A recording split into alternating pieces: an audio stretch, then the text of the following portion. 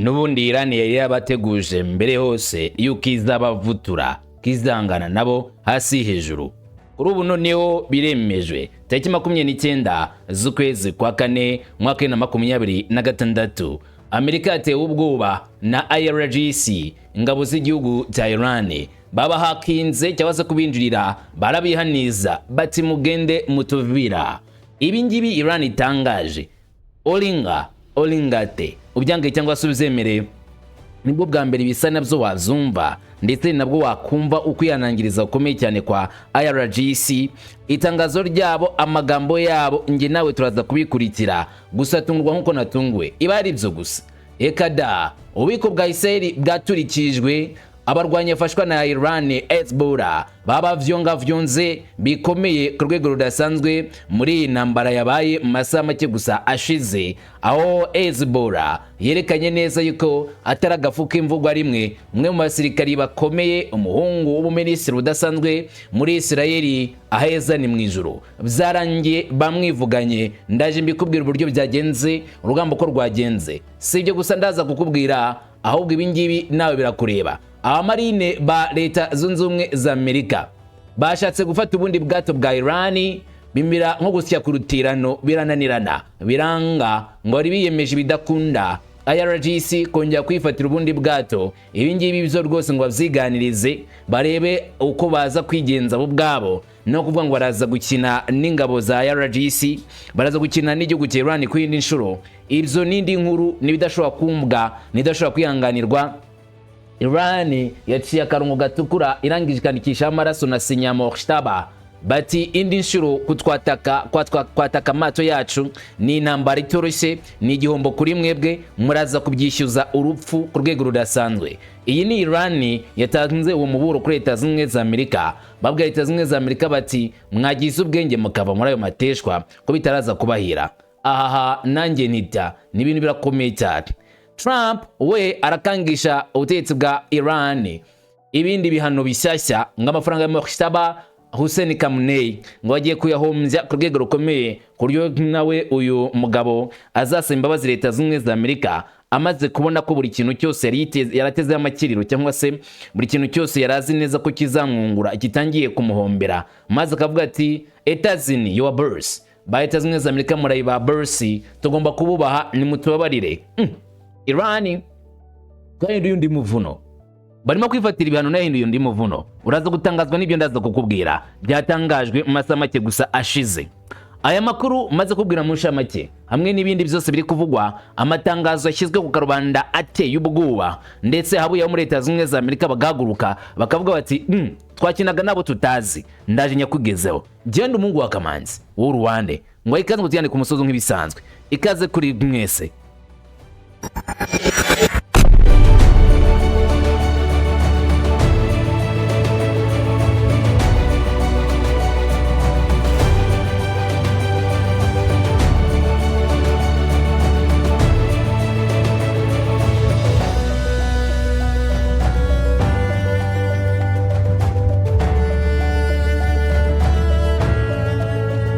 Aho niho duhereye. Urugamba rwabaye hagati ya Israel n'abafasha ba Iran aribo bazwi nka Hezbollah, mu rugamba rukomeye cyane bahanganyemo na Israel, byabaye intambara y'umunyota ku buryo budasanzwe.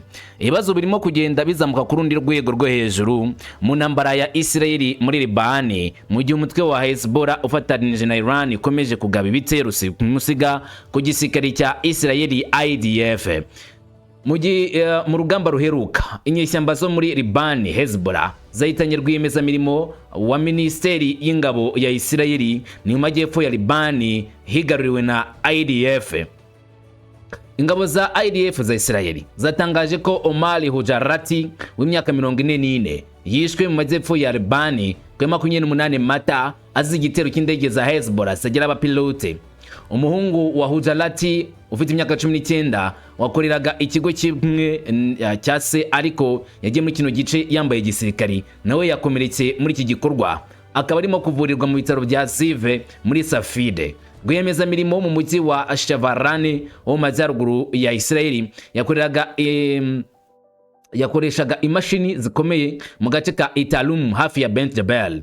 mu rwego ngo rwo gusenya amazu n'ibindi bikorwa remezo ADF ivuga ko bifitanye isano na Hezbollah. Zumve neza ko rwiyemezamirimo nyine imirimo yari afite niyo kujya gusenya inyubako muri Brent Jebeli cyangwa se mu bice bitandukanye byo muri Libani, cyane cyane ibikorwa remezo bavuga ko bifitanye isano na Hezbollah. ADF yaramuhaye ikiraka cyo kugenda asenya, akubura inyubako, amataje ashyira hasi, afite imashini byinshi byo gukumbanya izi nyubako za Hezbollah muri Libani. Nawe rero amafaranga apfuye atayariye basha iby'isi n'amabanga, yakoreye ibiceri byinshi, amafaranga menshi muri ADF. Icyo bagiye kumuhimba gusa no gushyirwa mu isanduka kuko apfuye akiri ku kazi. Nkuko ikinyamakuru Times of Israel kibitangaza, indege zitajya mu Treve drone yagonze imashini yari marimaga iyobowe na Hujarati ihita ya drone imuhitana. Ingabo za Israeli zavuze ko umuryango wa Hujarati wamenyeshejwe na polisi nubwo bakorera mu turere tw'intambara, ariko abasivile bayishwe ntabwo bafatwa nk'abasirikari baguye mu ntambara.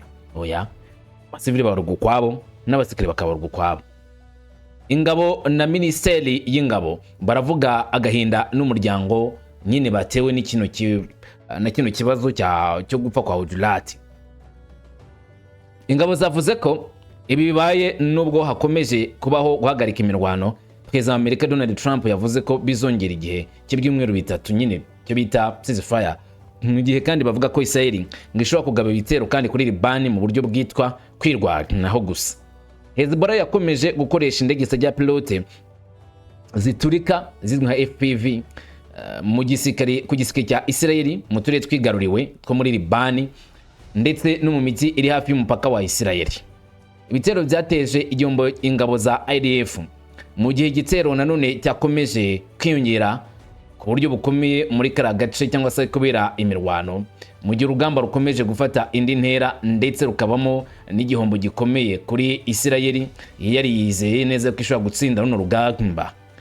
Ku rundi ruhande, Minisitiri w'Intebe wa Israel Bibi Netanyahu avuga yuko uyu mugabo Hujarati n'abandi bakomeje kuzira urugamba bari gupfa, mu gihe bari biteze ko bagomba gutanga igikorwa kiremereye. Ni Minisitiri w'Intebe wa Israel Netanyahu wavuze ko yategetse umushinga wihariye mu byumweru bibiri bishize wo kurwanya ikibazo cy'indege za Hezbollah za UAV. Yongera ko bizatwara igihe kugira ngo bishyirwe mu buryo cyangwa se iyi ntambara baterwa na Hezbollah irangire. Imisire zabo, drones zabo bavuga yuko ari drone zigaragara ko zifite imbaraga n'ubushobozi budasanzwe baye bazimazeho. Bwana Bibi Netanyahu yavuze cyane ko muri kino gihe aricyo kintu bari kwitaho kugira ngo bite cyane kuri izi drone. Yavuze ko ziteje akaga. We ku giti cye yatangaje ko izi drone zo muri za Hezbollah ziteye akaga, kubw'ibyo agomba gushyiraho uburyo bwo guhangana nazo no kuzirimbura. Akaba yizera cyane ko mu gihe kitari cya kera ariko iki kibazo kizaba cyabonewe umuti ku buryo budasanzwe. Yagize ati ibikorwa bikomeye cyane uyu munsi twaturikije umuyoboro munini w'iterabwoba wa Hezbollah, turimo gusenya ibikorwa remezo byabo by'iterabwoba, turimo kwica abantu benshi mu baterabwoba babo kandi turacyabikora. Turi gukorera mu gace k'umutekano mu majyepfo ya Litani no mu majyaruguru ya Litani, muri Beka mu majyaruguru ya Libani, kandi natanze amabwiriza mu byumweru bise bishize ku mushinga wihariye wo gukuraho ibitero by'indege za pilote. Bizatwara igihe ariko natwe tuzabituritsa. Uyu ni Netanyahu avuga yuko gahunda yashyizeho ari gukurikirana ibikorwa byose bya Hezbollah kandi agakurikirana buri kintu cyose bafite by'umwihariko drones bakabisenya. Hagati aho, Minisiteri y'Ubuzima ya Libani yatangaje ko igitero cya Israel ku bapolisi ba Libani cyahitanye abantu 5 barimo abaganga 3 kinakomeretsa abasirikari 2. Iyi mirwano yabereye mu mujyi wa Magdal Zone wo majyepfo hafi y'umujyi wa Tiro uri ku nkombe z'inyanja. Ingabo za Libani n'iz'umutekano w'abaturage bavuze ko ingabo za Israel zagabye igitero kw'izamu ry'ingabo zari ziherekeje amakipe y'abaganga ndetse n'abandi baza kwita ku baturage. Ibikorwa by'ubutabazi mu gutabara aho n'ubundi igitero cyahise cyagabwe mbere. Bivuga ko bamwe mu batabaje bafatiwe cyangwa se bamwe mu bakubiswe ibisasu bagatabarwa basanzwe mu sigazwa by'amabuye nyuma y'igitero cya kabiri. IDF ntabwo yahise igira ikivuga kuri iki kibazo cyamaganwe na Perezida wa Liban Joseph Aoun. Yavuze ko ari kimwe mu bigize uburyo Israel yagabye ibitero ku bakozi b'ubutabazi n'abashinzwe ubutabazi mu buryo bunyuranije n'amategeko mpuzamahanga. Nyine ngo Israel igiye gukora ibikorwa nk'ibi ngibi bya kinyeshyamba, ahubwo avuga ko ari ibya kihebe, ariko se shaho ninde wayivuga? Igihe umugani w'ikinyarwanda ngo hagararikiwe n'ingwe ngaravoma. Rero Israel nayo ngo arabayihagarariye cyangwa se abayihagarikiye. Bararwana ariko nabo abafatanyabikorwa ba Leta Zunze Ubumwe za Amerika bakomeje guhabwa ultimatum, umuburo uteye ubwoba uturuka kuri Iran ubateguza akaga gakomeye niba bakomeje kwibasira ubutaka butagatifu bwa Tehran. Ntabwo biraza kubagwa amahoro. Itangazo ryashyizwe hanze na kuri televiziyo y'igihugu yo muri Iran, Press TV, bagize bati twumva amajwi yabo, nitwigeze twemera ko intambara yageza ku musozo wayo wa nyuma kuva umunsi intambara yatangiraga, none mu buryo bumwe guhagarika imirwano cyangwa se gucecekesha intwaro byarangiye hirya no hino ku rugamba. Yego, kuko nta kwizerana kuri hagati y'Abanyamerika n'abanzi bacu. Dukomeje rwose dukomeje gukora cyane nk'uko twakoze mu gihe cy'intambara kugira ngo dukomeze kuvugurura intego zacu z'ingamba, ndetse tunanoze kandi tuvugurure aho twakubita ibitero. Ibyo ni ukuri rwose. Urugendo rwacu rwo guhuza ibikorwa n'ubufatanye byariyongereye cyane ugereranije n'intambara yamaze iminsi 12. Muri iyi ntambara iriho ubu twakoranye ibikorwa dufatanyije n'abavandimwe bacu bo muri IRGC, kandi ibi bikorwa byateguwe kandi bigashyirwa mu bikorwa kugira ngo habeho ubufatanye busesuye. Reba, iyo turashe ibisasu byacu cyangwa se tukajya guhangana n'umwanzi, amayeri ya gisirikari ateganya ko bigomba gukorwa mu buryo bunoze, ku buryo umwanzi adashobora kwirwanaho kuri ibisasu biza bimutunguye, cyangwa se yenda mu by'ukuri tugomba guca intege ahanini ibice barwaniramo no kugabanya imbaraga zo kurinda ikirezi umwanzi uko buryo bwose bishoboka ngo tubashe kugeza ibisasu byacu aho bari. Ego, iki ni ikintu kirimo gukorwa ubu ngubu. Urugero, rimwe na rimwe twangiza radari y'umwanzi, turasa za misile, hanyuma igitero cya misile twohereza drone zijya pilote zishobora kugera ku ntego zazo byoroshye, cyangwa se birumvikana ko zishobora no gukubita mu buryo butunguranye. Ibi bikorwa rero birimo gukorwa mu buryo buhuriweho, kandi birumvikana ko bikorwa mu buryo bw'ubufatanye. Byagize uruhare runini mu ntambara yamaze iminsi 40. Mu rwego rw'amazi rero ni kimwe. Urabona IRGC ifite inshingano zo kurinda umutekano w'igice cy'iburengerazuba bw'umuhora wa Hormuz, kandi ingabo zirwanira mu mazi za Repubulika ya Kisilamu ya Iran zigenzura igice cy'iburasirazuba bw'umuhanda mu buryo buhuriweho. Ubu buryo rero bwo guhuza ibikorwa n'ubufatanye buri mu nzira ya Hormuz ndetse no mu turere twose tunyuramo amato, ndetse no mu bijyanye no kurinda ikirere wenda cyaho ngaho nk'uko nabikubwiye. Ingabo zacu zirinda ikirere za IRGC cyangwa se ingabo zigenzura icyicaro gikuru cy'ingabo zacu z'igihugu. Icyo cyicaro kikaba kiri munsi y'igisirikare nyirizina, kandi ubwo buryo bwo guhuza ibintu bwashyizweho neza. Mu by'ukuri turashimira cyane ko muri iyi ntambara y'iminsi 40 twashoboye kugaragaza ko dushobora gukora ibikorwa bihuriweho mu buryo buhuriweho, buhuje, kandi mu by'ukuri bunoze kurushaho. Iyi ni Iran itangaza yuko bakoze igikorwa kiremereye, kandi ko Leta Zunze Ubumwe za Amerika zabonye isomo mu buryo budasanzwe, ibyo batigeze banatekereza ko bishoboka. Iran yarabigaragaje, yerekanye neza ko ari abanyembaraga, abahanga mu mirwanire, ndetse abagabo nyabagabo mu zo bakora. Ibyo se ukajya ngo bigarukiye aho ngaho ishwida. Iran ikomeza kugaragaza neza cyane ko mu buryo bumwe cyangwa se ubundi baba Abanyamerika, baba Abanya-Isirayeli, mu buryo gushaka guhangana n'iki gihugu cya Iran bitazigera bagwa amahoro n'umunsi wa rimwe.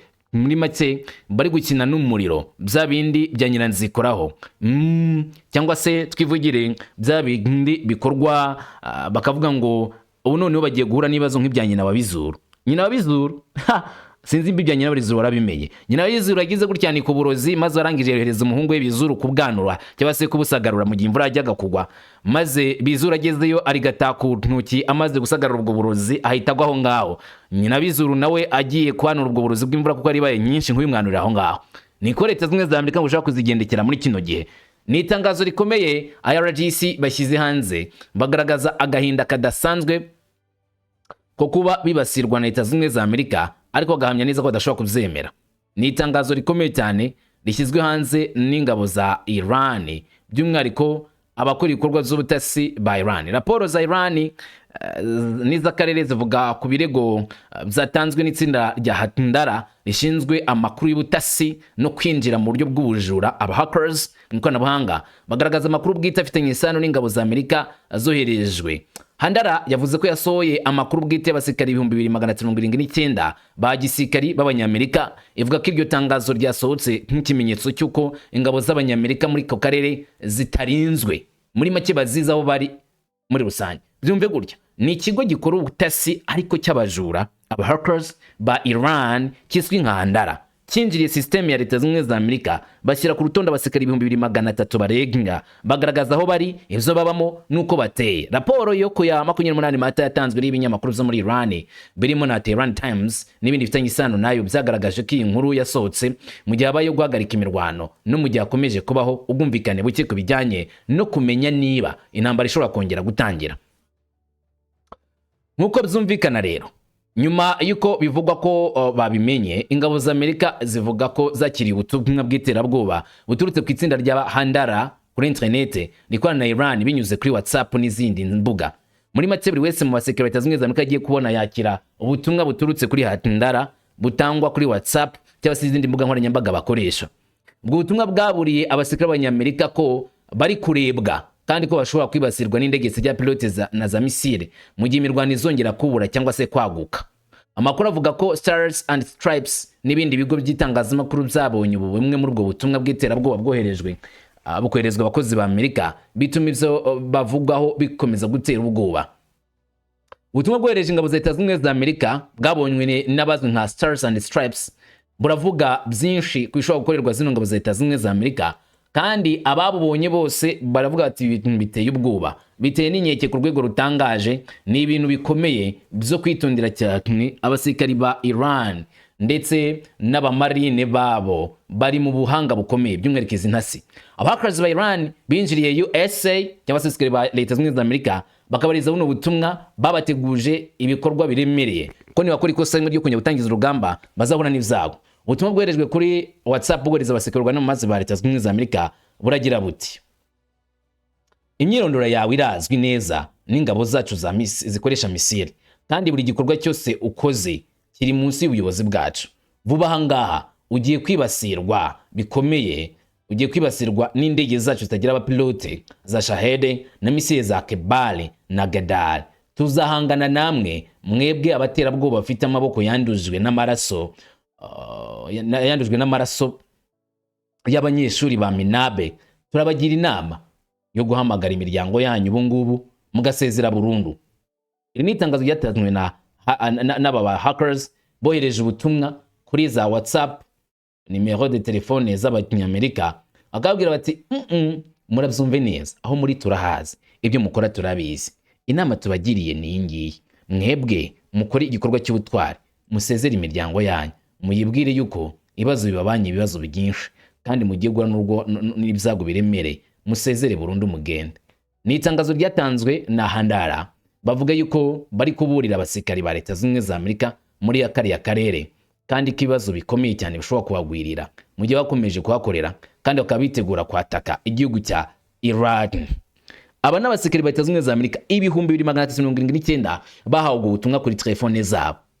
Buretse gato katuvuga yuko izo ngabo wenda ari nkawe uri mwe muri abo basirikari, mukamuvuga ko muri igisirikare gikomeye cyane ku isi mufite amata adasanzwe n'ubushobozi buhambaye bwo kurasa, hanyuma igihugu mwegereye muzi ko mukirusha technology, mukajya mukona mwakiriye ubutumwa kuri telefone zanyu, aho muri mwese buri wese ku giti cye mubwira ngo uri umupfu witambagirira, ushaka wasezera umuryango wawe cyangwa ugasubira inyuma, mbwira ngo wakumva nta kibazo ufite. Uravuze uti ahubwo natitira niko bimeze n'abangaba niko byabagendekeye. Ariko si ibyo gusa, Handara yabwiwe n'abasirikari ba Isirayeli yuko iri kubakurikirana kamwe ku kandi Leta Zunze za Amerika na Isirayeli. Mu gihe ibiganiro byo guhagarika imirwano hagati ya Amerika na Iran byari bitararangira, itsinda ry'abashinzwe ikoranabuhanga rishyigikiwe na Tehran ryatangaje icyo ryise ikosa ry'amateka mu muryango w'ibikorwa byihariye bya Isirayeli. Ku itariki 26 Mata, itsinda rya Handara nanone ryavuze ko ryashyize ahagaragara amakuru y'abasirikari bakuru bo mu mutwe w'imena wa Manglan 112 bo muri Isirayeli. Uyu Manglan ni umutwe udasanzwe. Uyu mutwe ubusanzwe ukorera bwihisho. Aba hackers bavuga ko bahishuye umwirondoro n'amakuru bwite by'abasirikari bakuru 100 ba Manglan, harimo amazina, amafoto n'amakuru wavuga ko ahishe. Manglan ivugwa nk'umutwe w'ingabo zidasanzwe zishinzwe ibikorwa byihishe hirya no hino ku isi. Akenshi zikorera inyuma y'ubuyobozi bwa Mossad. Bakurikirana umwanzi naho ngaho uri bashobora kuba bahari, ntibamenyekana aho bari. Ariko Handara bati turabazi shaba. Handara yavuze ko uyu mutwe wibasira imitungo y'ingenzi nka systeme za misile n'ibintu bya gisirikari, gukora ibikorwa byo kwangiza, gukusanya amakuru y'ubutasi no kugaba ibitero z'ubuhanga. Kubw'ivyo rero Handara iri kubakurikirana. Ayo namwe mafoto yabo Handara yashyize hanze y'abasirikari nyine bo muri Manglan bo muri Isirayeli bakora muri uwo mutwe nyine uhisha, ukora mu buryo bw'uhishe. Dore itangazo Handara bahise bahereza Leta ya Isirayeli n'isi yose muri rusange, nko kubwira isi yose yuko bazi neza aho abasirikari baherereye n'ibikorwa bakora byose muri rusange. Itangazo ryashyizwe hanze na Handara kuri X bati nanone Handara yasenye urukuta rw'umutekano rwitwaga ko rudacengerwa rw'ubutegetsi bw'abazionisite. Bati mu kugaragaza umwirondoro wose n'amakuru arambuye y'abasirikari bakuru 100 bo mu mutwe wa Manglan ku nshuro yabyo ya mbere. Bati Manglan, umwe mu mitwe y'ingabo zidasanzwe kandi ziteye ubwoba muri Isirayeli, izwi ibikorwa zayo zibanga rikomeye ku butaka, cyangwa se umutwe wa Manglan ukorera ku butaka k'umwanzi wacu. Kwitabira ubutumwa bw'ibanga, gukusanya amakuru y'ubutasi ibyo bakora, kwibasira imitungo y'umwanzi ikomeye nk'ibisasu bya misile n'ibirindiro, no kwitabira intambara idahuje kandi barwanya abo bita inyeshyamba. Bati iri tsinda ryagerageje guhora rihisha amazina n'amasura y'abasirikari baryo mu gicucu, ariko uyu munsi igicucu cya resistance kibishyize hanze cyangwa se kibishyize ahagaragara. Uvuga ngo itsinda ry'ingabo zidasanzwe za Iran aho bita byo kwirwanaho, bati tushyize ahagaragara imyirondoro yabo. Handara hack team bakomeza bagira bati kwa polisi bose ba Manglan mufate iki ngiki nk'umuburo. Ubu nta gipfukamunwa gisigaye cyo kwihishamo, cyangwa se nta face mask mu gisigaje yo kwihishamo. Mubimenye neza. Handara ikomeza ibaha umuburo iti amazina yawe, amasura yanyu, aho mwakuriye ndetse n'inzira zanyu n'ingendo zanyu ubu biri mu maboko yacu, kandi igikorwa cyose muzakora kizaba gikwiriye. Bati nyine Handara team komeza gutanga umuburo kwa basirikare ba Leta ya Isirayeli. Mwebwe mwamaze imyaka myinshi muhiga intego mu mwijima w'ibikorwa byihariye, ubu muri abahigwa mwibasirwa nk'igicucu cy'abarwanyi. Muri make muri kwibasirwa n'abantu mutabona, mwarahigaga none mwahindutse umuhigo. Handara team bakomeza gutanga umuburo bati uku kugaragara ni intangiriro gusa, muzumve neza. Handara ikomeza abwira iti Handara iri mu mutima w'abashinzwe umutekano wanyu, kandi n'ibyumba by'ibanga cyane biri munsi y'ubuyobozi bwacu.